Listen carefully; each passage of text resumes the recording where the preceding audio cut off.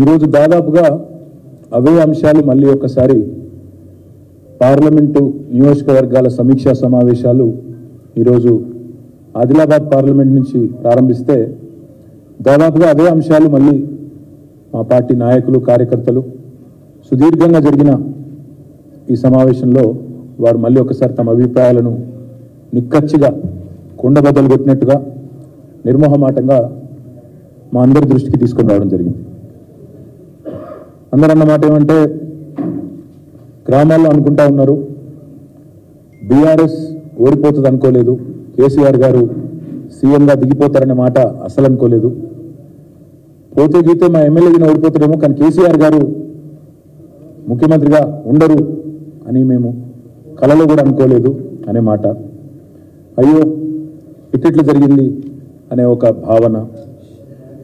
దాంతోపాటు ప్రతి గ్రామంలో జరుగుతున్న చర్చ, ఈరోజు రాష్ట్రంలోని ప్రతి గ్రామంలో ప్రతి పట్టణంలో జరుగుతున్న చర్చని మా దృష్టికి మళ్ళీ ఒకసారి మా నాయకులు ఇవాళ ఆదిలాబాద్ నియోజకవర్గం నుంచి పార్లమెంట్ నియోజకవర్గం నుంచి వచ్చిన నాయకులు చాలా విషయాలు చెప్పారు.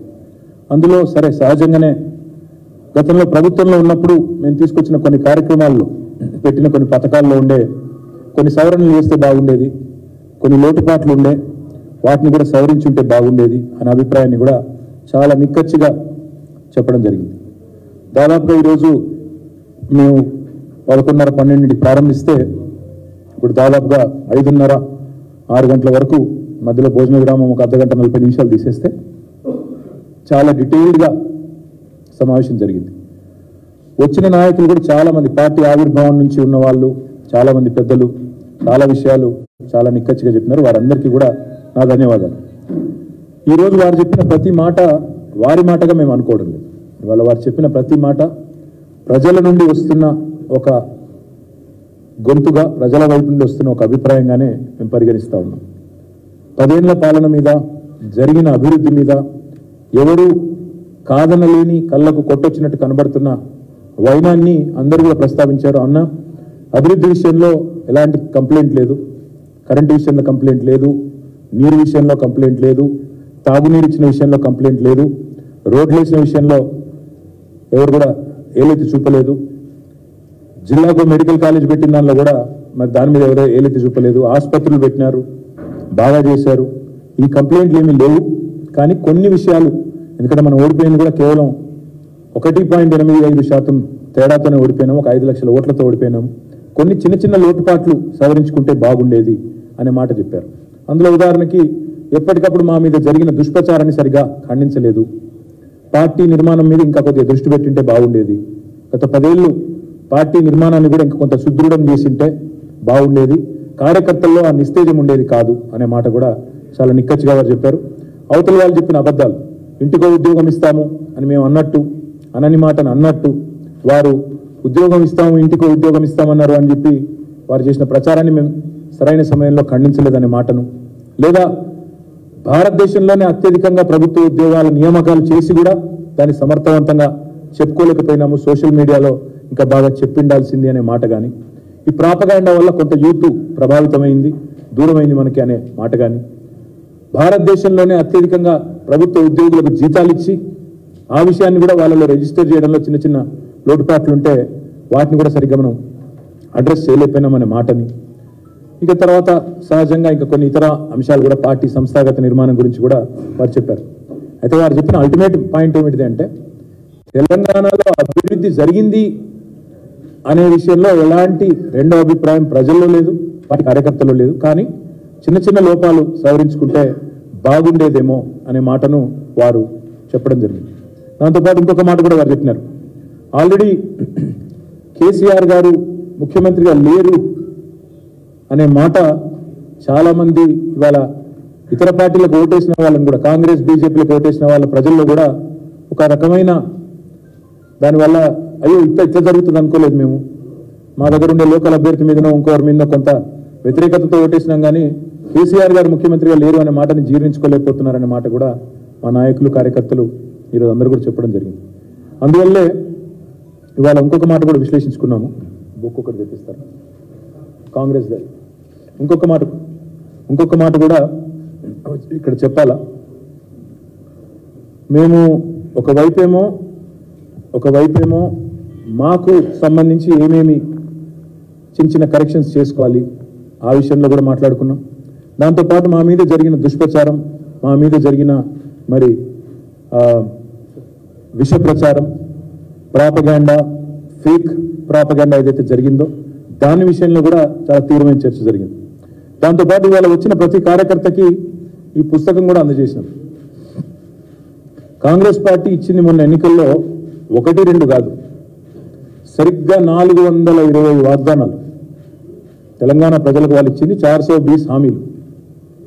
సో ఇది కూడా ఒక పుస్తక రూపంలో ఎన్ని హామీలు ఇచ్చారు, వాళ్ళు యూత్ డిక్లరేషన్లో ఏం చెప్పారు, ఎస్సీ డిక్లరేషన్లో ఏం చెప్పినారు, ఎస్టీ డిక్లరేషన్లో ఏం చెప్పారు, మహిళా డిక్లరేషన్లో ఏం చెప్పినారు, అవన్నీ కూడా ఈ హామీలన్నింటినీ కూడా ప్రజల దగ్గరికి తీసుకొని పోతాము.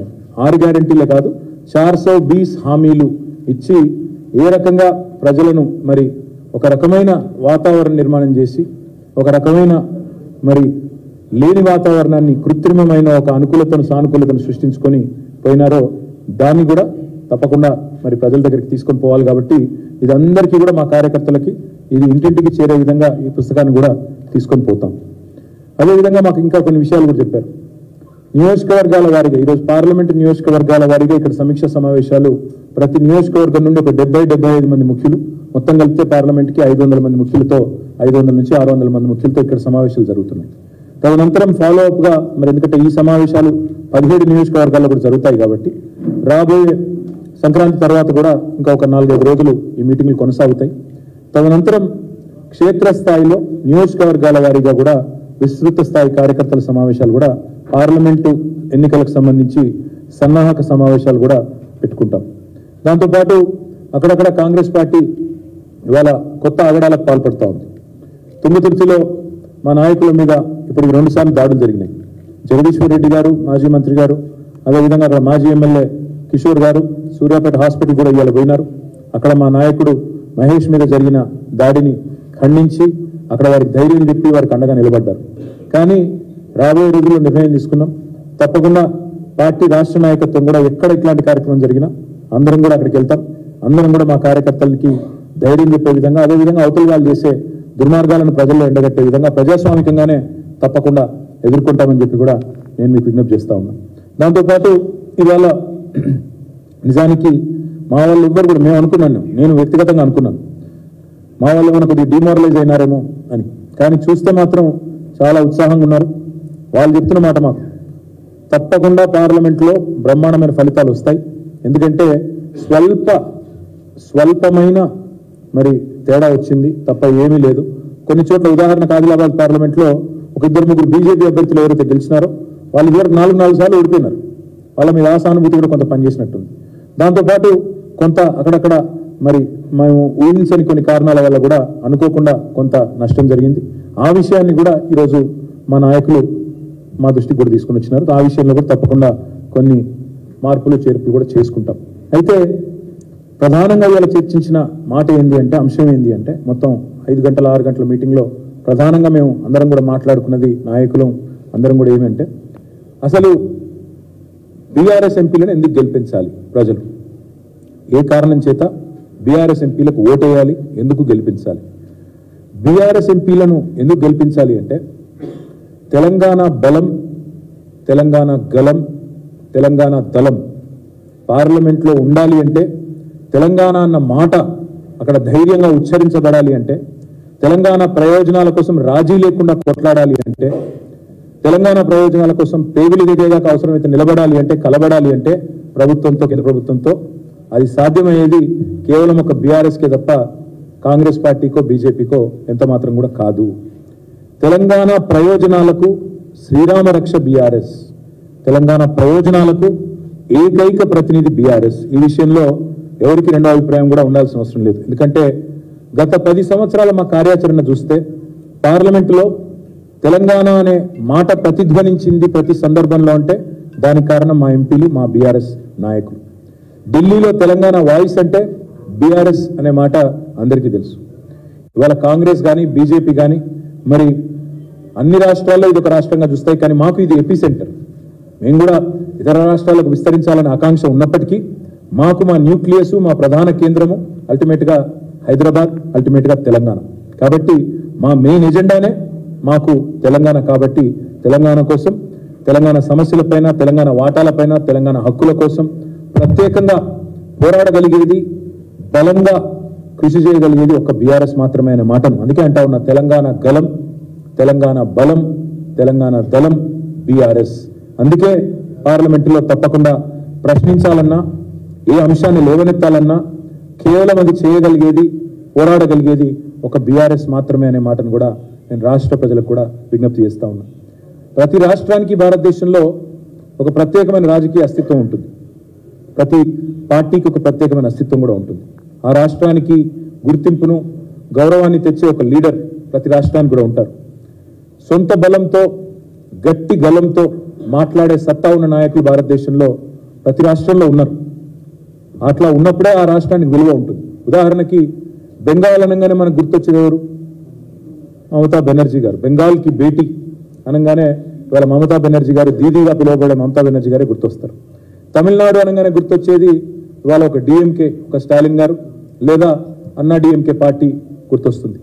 ఆంధ్రప్రదేశ్ అనగానే గుర్తొచ్చేది ఇటు జగన్మోహన్ రెడ్డి గారు, అటు చంద్రబాబు నాయుడు గారు. ఎందుకంటే రెండు పార్టీలదే అక్కడ ప్రభావం ఉంది. ఒడిస్సా అనగానే గుర్తొచ్చేది నవీన్ పట్నాయక్ గారు, బిజు జనతాదళ్ పార్టీ. బీహార్ అంటే గుర్తొచ్చేది నితీష్ కుమార్ గారు, తేజస్వి యాదవ్ గారు. మహారాష్ట్ర అంటే గుర్తొచ్చేది శరద్ పవార్ గారు, ఉద్ధవ్ ఠాక్రే గారు. అదేవిధంగా ఇవాళ తెలంగాణ అనగానే గుర్తొచ్చేది భారతదేశం అంతా వెంటనే స్ఫురించే పేరు, గుర్తొచ్చే రూపం కేసీఆర్, బీఆర్ఎస్ మాత్రమే. ఎవరు ఎన్ని చెప్పినా, ఎవరు ఎన్ని రకాలుగా మాట్లాడినా ఇది నిర్వివాదమైన అంశం. ఇందులో రెండో అభిప్రాయానికి ఎవరికి కూడా నిజానికి ఆలోచన కానీ ఇంకో దానికి కానీ ఆస్కారం కూడా లేదు. ఇవాళ ఈ పవర్ఫుల్ నాయకుల వల్ల అటు మమతా కావచ్చు, లేదంటే ఇటు నవీన్ పట్నాయక్ గారు కావచ్చు, లేదా మమతా బెనర్జీ గారు కావచ్చు, అదే మాదిరిగా శరద్ పవార్ గారు, ఇంకా ఇతరులు కావచ్చు, వీరి వల్ల ఆ రాష్ట్రాలకు ఒక రకమైన గుర్తింపు, గౌరవం వచ్చింది. కేసీఆర్ గారి వల్ల కూడా తెలంగాణ అనే రాష్ట్రమే వచ్చింది, ఆ రాష్ట్రానికి అస్తిత్వం వచ్చింది. తెలంగాణ అన్న పదానికే పర్యాయ పదంగా మరి కేసీఆర్ గారు మారినారు అంటే ఇది అతిశయోక్తి కాదు.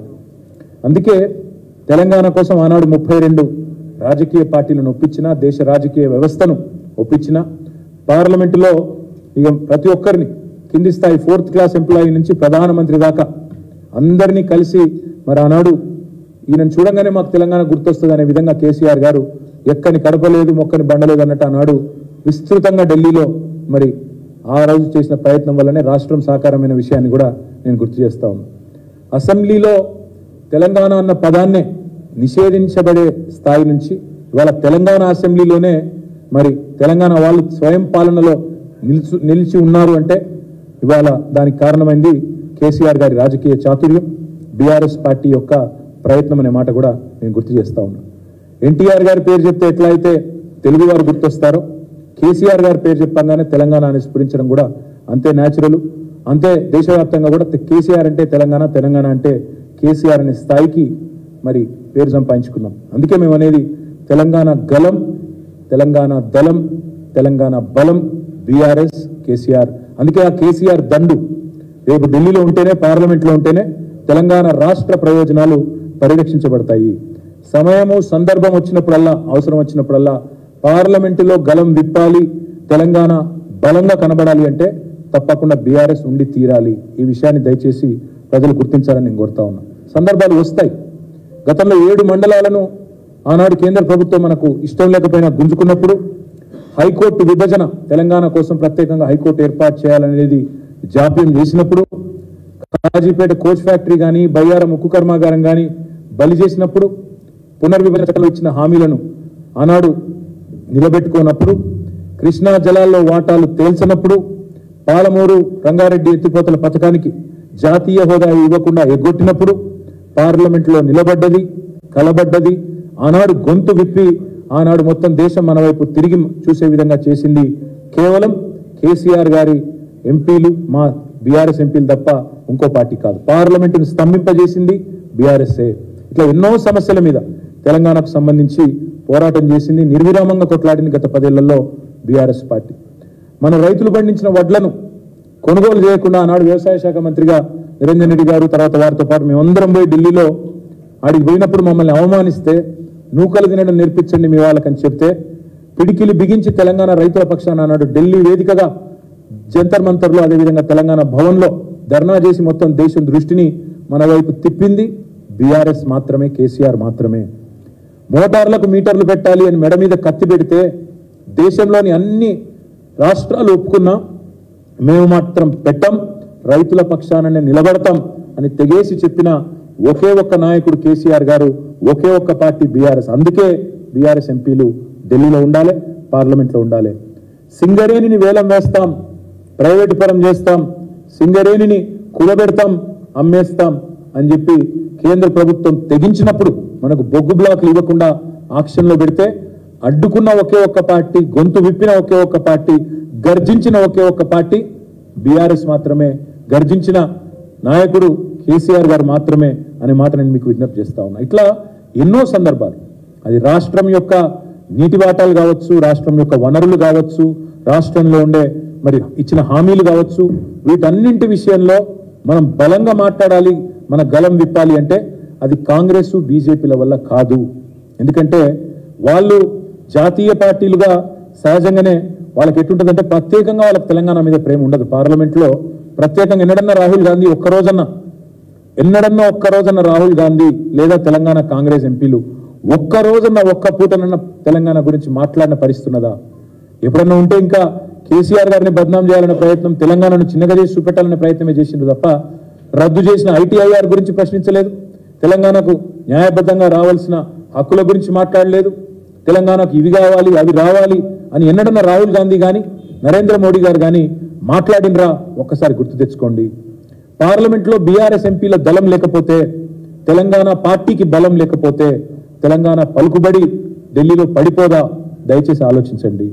మన గలం ఉండదు, మన బలం ఉండదు, మళ్ళీ మనం అనామకులుగా ఎట్లయితే ఆనాడు తెలంగాణ పదాన్ని శాసనసభలో నిషేధించినారో రేపు పార్లమెంట్లో కూడా తెలంగాణ అన్న పదమే వినబడకుండా పోయే ప్రమాదం ఉంటుంది బీఆర్ఎస్ లేకపోతే. ఇది కూడా రాష్ట్ర ప్రజలు గుర్తెరగాలని చెప్పి కూడా నేను కోరుతా ఉన్నా. ఇంకొక మాట కూడా, ఇతర రాష్ట్రాల్లో మరి వాళ్ళందరూ వాళ్ళ రాష్ట్ర ప్రయోజనాల కోసమేమో కలిసికట్టుగా పోరాడతారు. ఇక్కడ రాజకీయంగా ఎన్ని వైరుధ్యాలు ఉన్నా తమిళనాడులో మళ్ళీ తమిళనాడు రాష్ట్ర ప్రయోజనాల విషయానికి వస్తే ఎంపీలందరూ ఒకటవుతారు. కానీ దురదృష్టం తెలంగాణలో ఆ పరిస్థితి లేదు. తెలంగాణలో ఇక్కడున్న కాంగ్రెస్ నాయకులు, బీజేపీ నాయకులు ఇద్దరు కూడా ఒక అలవాటుగా మారిపోయింది. తెలంగాణ రాష్ట్రం అంటే ఇక్కడ ఏమన్నా మంచి జరిగితే మొత్తం క్రెడిట్ అంతా కేసీఆర్కే పోతుంది కాబట్టి ఎట్లన్నా ఈ రాష్ట్రానికి ఏమైనా రాకపోయినా లేదా ఈ రాష్ట్రానికి ఏమైనా నష్టం జరిగినా పర్వాలేదు కానీ తెలంగాణ మాత్రం ముందుకు పోవద్దు అన్నట్టు ఎన్నడూ తెలంగాణ జెండాను కానీ ఎజెండాను కానీ పార్లమెంట్లో కాంగ్రెస్ కానీ బీజేపీ కానీ ప్రస్తావించిన పాపాన గత 10 ఏళ్లలో పోలేదు. ఇది వాస్తవం. పార్లమెంటరీ పార్టీ మీటింగులు జరుగుతాయి, ప్రతి పార్టీ, కాంగ్రెస్ పార్టీకి జరుగుతుంది, బీజేపీకి జరుగుతుంది. ఎన్నడన్నా ఒక్కరోజు గత 10 ఏళ్లలో వాళ్ళ పార్లమెంటరీ పార్టీ మీటింగ్లో తెలంగాణ అన్న పదం వినబడ్డదా? దయచేసి ఒకసారి ఆలోచించాలని చెప్పి కూడా నేను కోరుతా ఉన్నాను. తెలంగాణకు న్యాయంగా దక్కాల్సినవి దక్కనప్పుడు, అన్యాయం జరిగినప్పుడు అడిగేది, ప్రశ్నించేది, కలబడేది, నిలబడేది మళ్ళీ కేసీఆర్ దళం మాత్రమే, బీఆర్ఎస్ దళం మాత్రమే, వినబడేది మళ్ళీ కేసీఆర్ గళం మాత్రమే అనే మాట నేను అందుకే మీకు విజ్ఞప్తి చేసేది.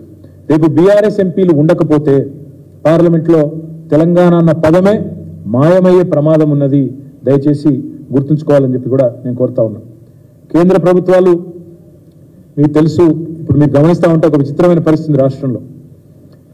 బండి సంజయ్ గారు రేవంత్ రెడ్డి పొగుడుతూ ఉన్నారు.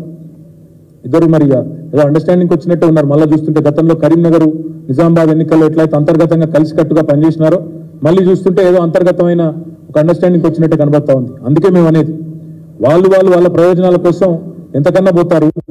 కానీ తెలంగాణ ప్రయోజనాలు కాపాడాలి అంటే, తెలంగాణ ప్రయోజనాలు ఢిల్లీలో తప్పకుండా అక్కడ ఉండే విధంగా పనిచేయాలి అంటే ఆ పని కేవలం బీఆర్ఎస్ ఎంపీలు చేయగలుగుతారు తప్ప ఇంకెవరి వల్ల కాదు. అందుకే కేసీఆర్కు బలం ఇద్దాం, పార్లమెంట్లో తెలంగాణ గలం వినిపిద్దాం, గులాబీ దళాన్ని పార్లమెంటుకు పంపుదాం, ఢిల్లీలో తెలంగాణ బలాన్ని మళ్ళొకసారి పెంచుకుందాం.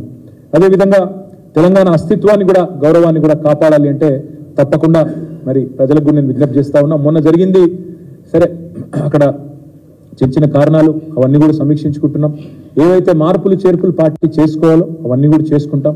మా వల్ల జరిగిన చిన్న పొరపాట్లు, చిన్న లోటుపాట్లు వాటన్నిటిని కూడా సరిదిద్దుకునే దిశగా మేము కూడా మా పార్టీలో అంతర్గతంగా కార్యాచరణ కూడా మేము మరి ప్రారంభించుకున్నాం. తప్పకుండా ఆ కార్యక్రమాన్ని కూడా రాబోయే రోజుల్లో ఆ ఫలితాలు కూడా మీరు చూస్తారు.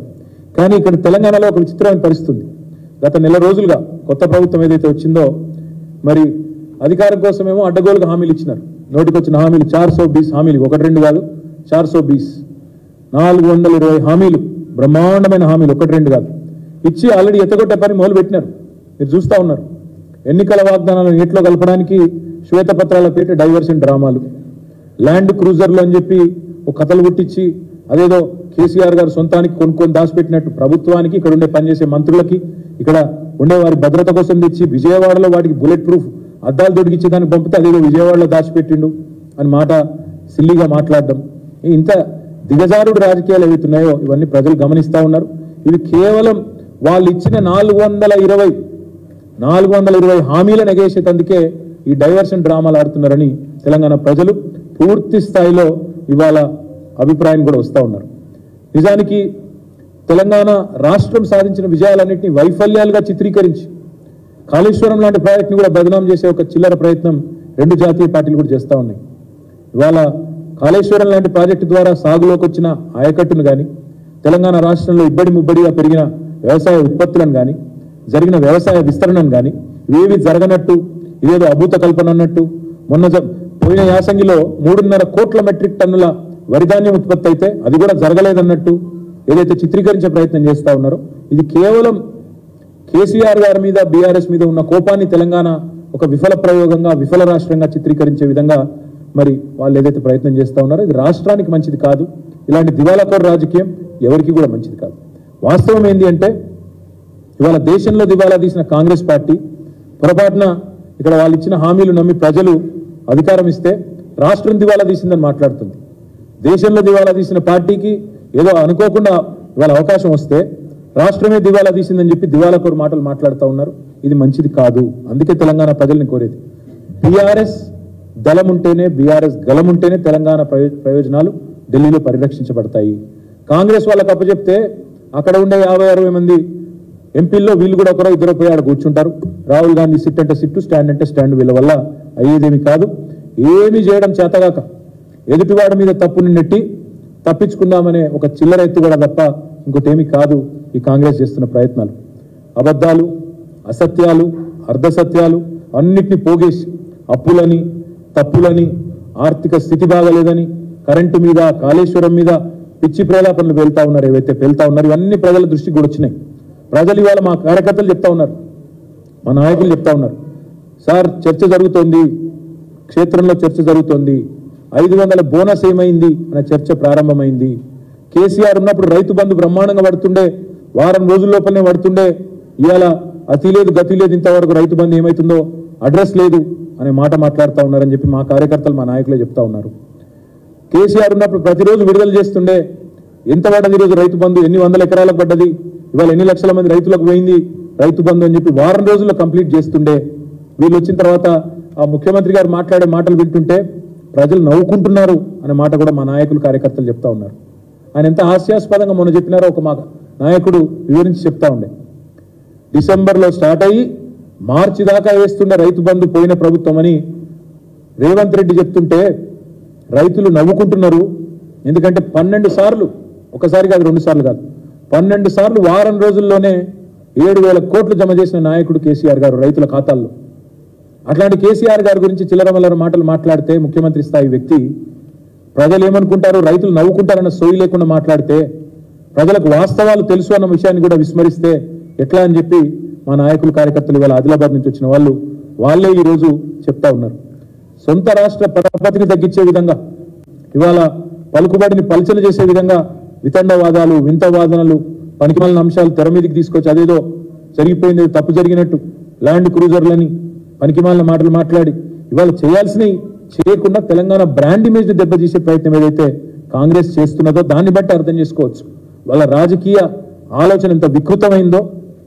అవసరమైతే స్వప్రయోజనాల కోసం, రాజకీయ ప్రయోజనం కోసం తెలంగాణ బ్రాండ్ ఇమేజ్ ని కూడా దెబ్బతీసే ప్రయత్నం ఏదైతే వాళ్ళు చేస్తున్నారో, వాళ్ళు ఒకటే అనుకుంటున్నారు కాంగ్రెస్ వాళ్ళు, అబద్ధాలనే అస్త్రంగా వాడుకొని ఎన్నికలు గెలిచినాం, మళ్ళీ అదే అబద్ధాలతో డైవర్షన్ టాక్టిక్స్ తో పరిపాలన కూడా నెట్టుకొస్తాం, ప్రజలు మర్చిపోతారేమో అనుకుంటున్నారు.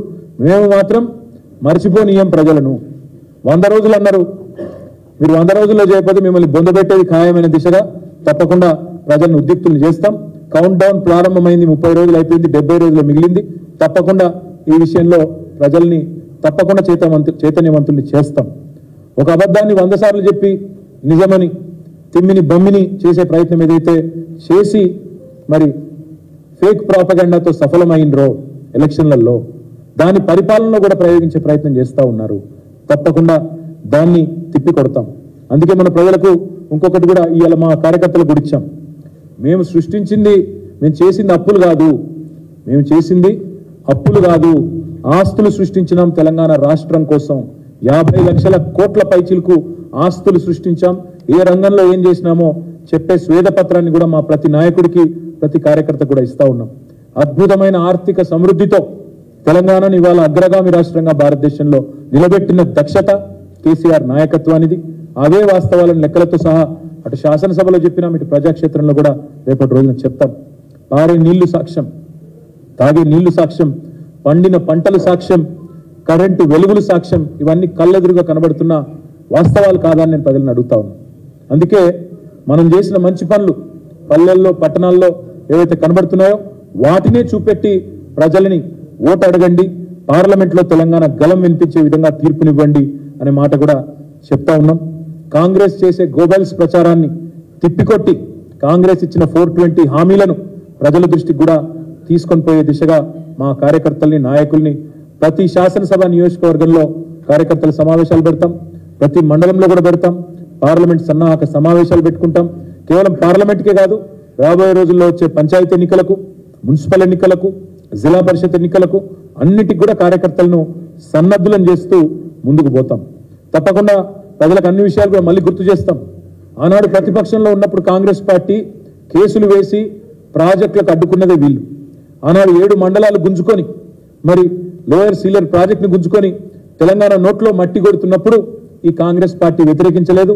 బీజేపీ చేస్తున్న ప్రయత్నానికి అడ్డుగలిగే ప్రయత్నం కూడా ఆనాడు చేయలేదు. అదే మాదిరిగా విభజన హామీల మీద బయ్యార ముక్కు కర్మాగారం కానీ, కాజీపేట కోచ్ ఫ్యాక్టరీ గురించి కానీ ఒక్క రోజన్న కాంగ్రెస్ పార్టీ ఎన్నడన్నా పార్లమెంట్లో మాట్లాడిందా? ఆ విషయాన్ని కూడా తప్పకుండా గుర్తు చేస్తాం.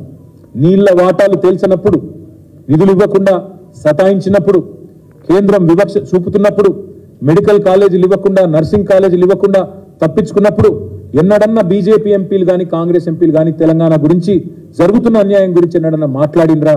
ఈ విషయాన్ని కూడా ప్రజలకు గుర్తు చేస్తాం. హైకమాండ్ పర్మిషన్ లేనిదే ఉలకలేని పలకలేని డూడు బసవన్నలను కాంగ్రెస్ ఎంపీలు కానీ, బీజేపీ ఎంపీలు కానీ వాళ్ళని గెలిపిస్తే తెలంగాణ ప్రయోజనాలు శాశ్వతంగా మంట కలుస్తాయనే మాట కూడా తప్పకుండా ప్రజలకు చెప్తాం. సరే, అదేవిధంగా ఇంకా చాలా దుర్మార్గమైన కార్యక్రమాలు కూడా చేసినారు, అవన్నీ కూడా చెప్తాం. తప్పకుండా బీజేపీని కూడా, ఎందుకంటే 1-2 కాదు, ఒకవైపు కాంగ్రెస్ ఏమో శూన్య హస్తాలు శుష్క ప్రియాలు అన్నట్టు వాళ్ళేమో నోరు మెదపకుండా, కార్యాచరణ లేకుండా వాళ్ళు పూర్తి స్థాయిలో క్రియాహీనంగా వాళ్ళు ఉంటే, ఇంకోవైపు బీజేపీ గత 10 సంవత్సరాలు తెలంగాణ గిట్టకుండా, తెలంగాణ పేరే మాకు పడది అన్నట్టు అడుగడుగున అవమానించింది. తెలంగాణ పుట్టుకను కూడా అవమానించిందే ఈ ప్రధానమంత్రి మోడీ గారు. అందుకే తెలంగాణకి అడుగడుగున అడుగడుగున తెలంగాణ మీద ప్రశ్నిస్తేనే పగబట్టినట్టు వ్యవహారం చేసిన బీజేపీకి కూడా ప్రజాక్షేత్రంలో బుద్ధి చెప్పాలి. పురిట్లోనే ఆనాడు తొలిద్రోహం చేసి 7 మండలాలు గుంజుకొని, విద్యుత్ ప్రాజెక్టులు గుంజుకొని అక్కడి నుంచి మొత్తం ద్రోహాలు దోకాల పరంపరను ప్రారంభించిందే బీజేపీ. విభజన హామీలు నెరవేర్చింది బీజేపీ. నీతి ఆయోగ్ 24,000 కోట్లు ఇవ్వండి మిషన్ భగీరథకి, మిషన్ కాకతీయకని చెప్పినా ఒక్క పైసా ఇయ్యనిది బీజేపీ. అదేవిధంగా కాజీపేట కోచ్ ఫ్యాక్టరీని కథం పట్టించింది బీజేపీ. గిరిజన యూనివర్సిటీని ఏళ్ల పాటు పెండింగ్ లో పెట్టి మొన్న ఎన్నికల కోసం అని చెప్పి మొన్న ఏదో బయటికి తీసుకొచ్చినట్టు చేసి యాక్టింగ్ చేస్తున్నది బీజేపీ. ఆదివాసీ బిడ్డలకు, గిరిజన బిడ్డలకు అన్యాయం చేసిందే బీజేపీ. ఒక్క నవోదయ పాఠశాల ఇవ్వకుండా, ఒక్క కస్తూర్బా విద్యాలయం ఇవ్వకుండా ఈ 9.5 ఏళ్లు తెలంగాణ విద్యార్థులను సతాయించిందే బీజేపీ. ఐటీఐఆర్ను రద్దు చేసి తెలంగాణ యువత నోట్లో మట్టి కొట్టింది బీజేపీ.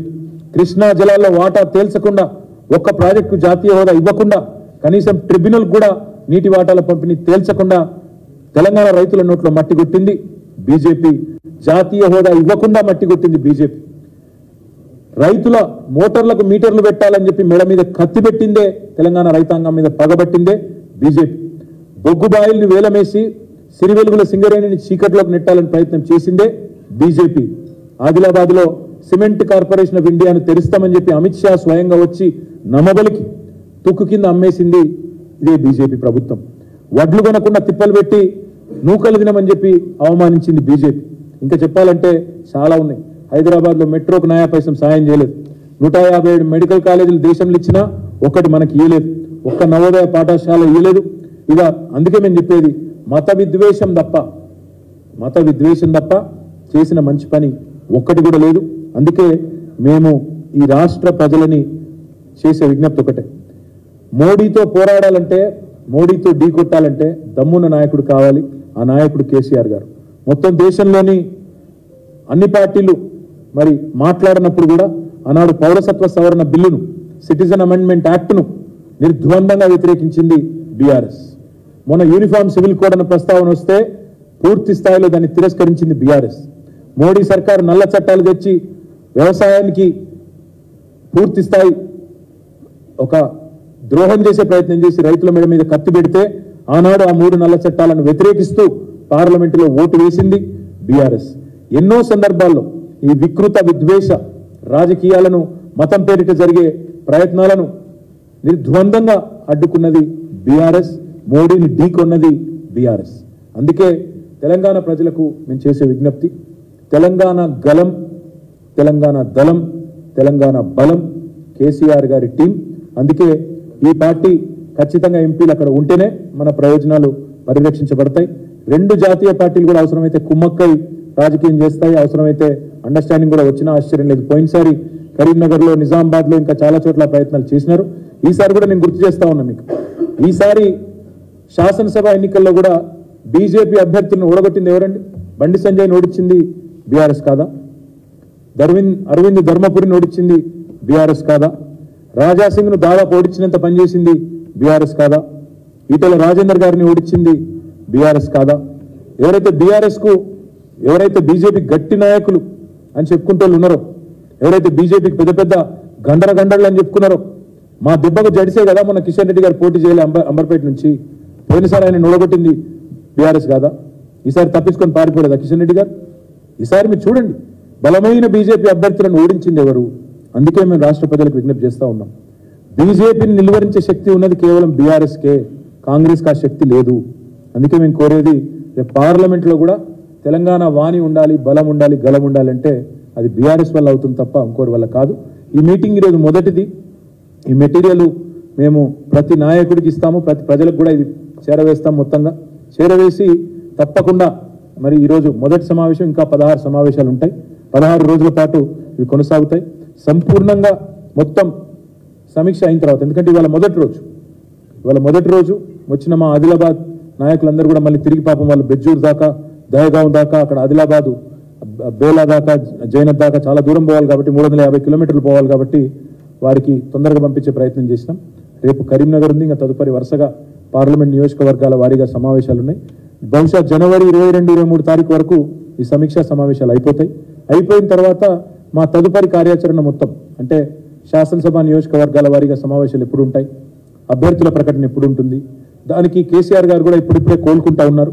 ఇంకా ఒక 4 వారాలు వారికి పడుతుండొచ్చు, 4 నుంచి 5-6 వారాలు పడుతుండొచ్చు మళ్ళీ తిరిగి ఇక్కడ ఆఫీస్కి వచ్చి కూర్చొని పనిచేసే పరిస్థితి రావాలంటే. కేసీఆర్ గారు కూడా ఏం చెప్పారంటే, మాకు ఇవాళ ఈ మీటింగ్లో మా నాయకులకు కూడా చెప్పమన్నది, ఈరోజు ఎట్లా అయితే అందరినీ పిలిచి మాట్లాడుకొని మనం అన్ని విషయాలు చర్చించుకున్నాము, అభ్యర్థుల ఖరారు కూడా అదే పద్ధతుల్లో అందరినీ పిలిచి వారి అభిప్రాయాలు తీసుకొని అందరి అభిప్రాయానికి అనుగుణంగా, కార్యకర్తల ఆలోచనకు అనుగుణంగానే అభ్యర్థుల ఎంపికను కూడా తప్పకుండా చేస్తాము.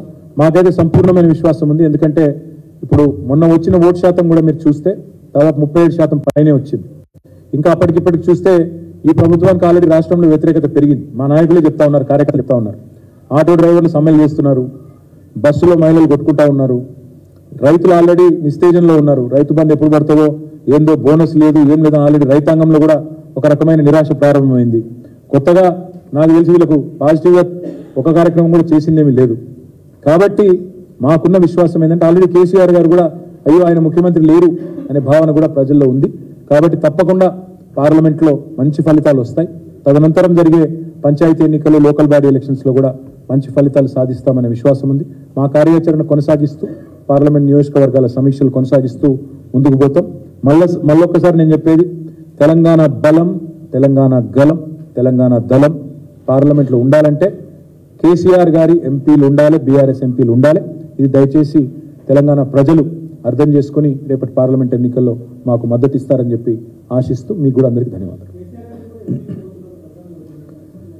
22-23 దాకా మరి మా సమీక్షా సమావేశాలు ఉంటాయి. ఆ తర్వాత కేసీఆర్ గారు తిరిగి మళ్ళీ ఆఫీస్కి వచ్చి, ఇప్పుడు మాకు రెగ్యులర్గా రోజు సమీక్ష చేస్తూనే ఉన్నారు, రోజు మాకు సూచనలు ఇస్తూనే ఉన్నారు, డైరెక్షన్లు ఇస్తూనే ఉన్నారు. కాబట్టి అభ్యర్థుల ఖరారు విషయంలో పార్టీ ఏం చేయాలి అనేది అందరి అభిప్రాయాలు తీసుకొని ఈరోజు ఎట్లా అయితే చేశామో అదే పద్ధతిలో పోతాం తప్ప గతంలో చిన్న చిన్న పొరపాట్లు జరిగినాయి. కాబట్టి అవన్నీ కూడా సవరించుకుంటాం. నేను మళ్ళీ చెప్తా ఉన్నా, మేము కూడా ఇప్పుడు ఓటమి నుంచి తప్పకుండా ఏ పార్టీ అయినా ఏ వ్యవస్థ అయినా తప్పకుండా పాఠాలు నేర్చుకోవాలి. మేము కూడా నేర్చుకుంటున్నాం, ప్రజలకు కూడా అదే అప్పీల్ చేస్తూ ఉన్నాం. ఈరోజు దాదాపు 26 మంది మాట్లాడారు, దాదాపు 170 సజెషన్లు వచ్చినాయి. 170 మంది లిఖితపూర్వకంగా సజెషన్లు ఇచ్చారు మా వాళ్ళు. అంటే దాదాపు 200 మంది వచ్చిన 500 మందిలో 200 మంది తమ అభిప్రాయాలు వెల్లడించారు. మేము కూడా అవన్నీ చూసుకుంటున్నాం, అన్ని నోట్ చేసుకున్నాము, క్రోడీకరించుకున్నాము. ఇంత పెద్ద చిట్టా ఉంది ఇప్పుడు మా దగ్గర. అవన్నీ కేసీఆర్ గారికి సమర్పిస్తాము. వారికి కూడా వచ్చిన అభిప్రాయాల సమాహారం మొత్తం కూడా వారికి చెప్తాం. పథకాలు, పార్టీ నిర్మాణము, ఏం చేయాలి, పార్లమెంట్ ఎన్నికలు ఎట్లా ఎదుర్కోవాలి, రాబోయే 5 ఏళ్ళు ఎట్లా పనిచేయాలి, ఇవన్నింటి విషయాల్లో చాలా డీటెయిల్డ్గా మాకు మా వాళ్ళు సూచనలు ఇచ్చారు. తప్పకుండా వాటిని కూడా స్వీకరించి అభ్యర్థుల విషయానికి వస్తే మరి పార్టీ మొత్తంగా తీసుకుని అందరం ముఖ్యులందరం కూర్చొని నిర్ణయం తీసుకుంటాం తప్ప ఏకపక్షమైన నిర్ణయాలు అట్లా ఉండవు. కేసీఆర్ గారు తిరిగి మళ్ళీ ఇక్కడ ఆఫీస్కి వచ్చిన తర్వాత అందరిని పిలిచి కూర్చోబెట్టి పార్లమెంట్ వారీగా అందరితో చర్చించిన తర్వాత నిర్ణయం తీసుకుంటాను.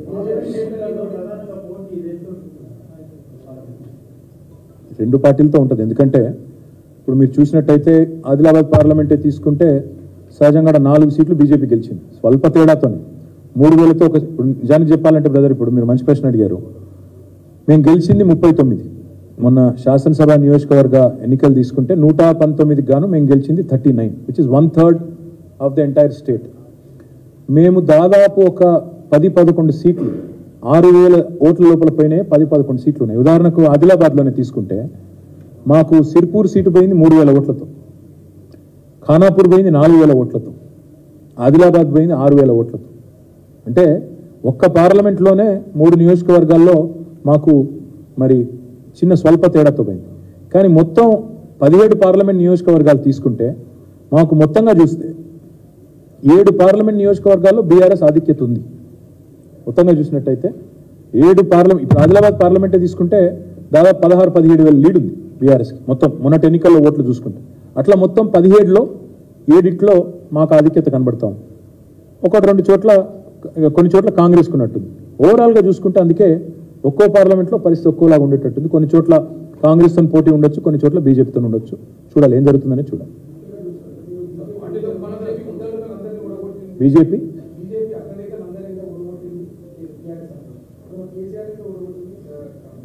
ఎస్ అంటే మేము పోటీ పడుతున్నామని చెప్తున్నా. నేనేమంటున్నా మీకు మళ్ళీ చెప్తున్నా. నేను ఇప్పుడు మీరు మంచి ప్రశ్న అడిగిన బ్రదర్. కేసీఆర్ గారు కామారెడ్డిలో ఓడిపోయినారు, ఆడ ఓడగొట్టింది బీజేపీ కదా అన్నారు. మేము అందుకే చెప్తున్నా. నేను బీజేపీ బీ టీం అని ఈ ప్రచారం చిల్లర ప్రచారం కూడా చేసిండ్రు. మేము బీజేపీ వాళ్ళు ఓడగొట్టినాం, బీజేపీ వాళ్ళు మమ్మల్ని కూడా ఓడగొట్టిరు. అది చెప్తున్నా. నేను చెప్పే పాయింటే కాదు. పోటీ పడ్డాం, తలపడ్డాం, వాళ్ళని ఓడగొట్టినాం, వాళ్ళు మమ్మల్ని కామారెడ్డిలో ఒక దగ్గర గెలుపు సాధించారు. డెఫినెట్గా అట్లాంటి ఆదిలాబాద్లో గెలిచిండ్రు. గెలిపే కదా బ్రదర్, కాదని ఎట్లంటే నేను ఆదిలాబాద్లో గెలిచిండ్రు, నిజామాబాద్లో గెలిచిండ్రు, ఆర్మూర్లో గెలిచిండ్రు, వాళ్ళు 8 సీట్లు గెలిచిండ్రు. కాబట్టి ఈ బీ టీం అనే చిల్లర ప్రచారం అయితే చేసిండ్రో వాళ్ళ అగ్రనాయకులను మేము ఓడగొట్టినాం, మా అధినాయకుడిని వాళ్ళు కూడా కామారెడ్డిలో ఓడగొట్టారు. కాబట్టే ఈ బీ టీం అనే చిల్లర ప్రచారం ఏదైతే ఉందో ఇందులో అనుమాత్రం వాస్తవం లేదు. కాంగ్రెస్ చేసే చిల్లర ప్రచారాన్ని దయచేసి నమ్మవద్దు అని చెప్పి నేను ముఖ్యంగా మా మైనారిటీ సోదరులకు విజ్ఞప్తి చేస్తా ఉన్నాను.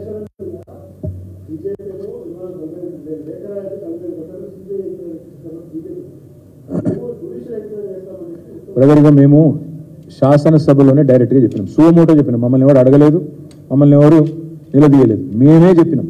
హరీష్ రావు గారు మాట్లాడేటప్పుడు మా పార్టీ తరఫున ఏం చెప్పారు, మేమే రిక్వెస్ట్ చేస్తున్నాం, మేమే డిమాండ్ చేస్తున్నాం, ఎంక్వైరీ చేయండి అని చెప్పినాం. వాళ్ళు ఏం ఎంక్వైరీ చేసుకుంటారో వేసుకోమను. వీళ్ళు చేస్తారా, వాళ్ళు ఢిల్లీ వాళ్ళు చేస్తారా, ఇక్కడ ఉన్న వాళ్ళు చేస్తారా, వాళ్ళ ఇష్టం. మేము తప్పు చేయలేదు, దేనికి భయపడే అవసరం లేదు. ఏదైతే చిల్లర ప్రచారం చేస్తున్నారో దాన్ని మేము దానికి జడిసే వాళ్ళం కాదు, భయపడే వాళ్ళం కాదు, జరిగింది ఏం లేదు అందులో. కాబట్టి ఏం భయపడే పరిస్థితి లేదు. అయినా ఇంకో మాట, రేపటి నుంచి ప్రతిరోజు ప్రెస్ బ్రీఫింగ్ ఉంటుంది. ఎవ్రీ డే ఉంటుంది, 16-17 రోజులు. అయితే నేను చేస్తాను, లేకపోతే మా సీనియర్ నాయకులు ఎవరో ఒకరు చేస్తారు. కాబట్టి ఎవ్రీడే ఉంటాం. కొన్ని రేపటికి కాపాడుకోండి ప్రశ్న. Okay, thank you.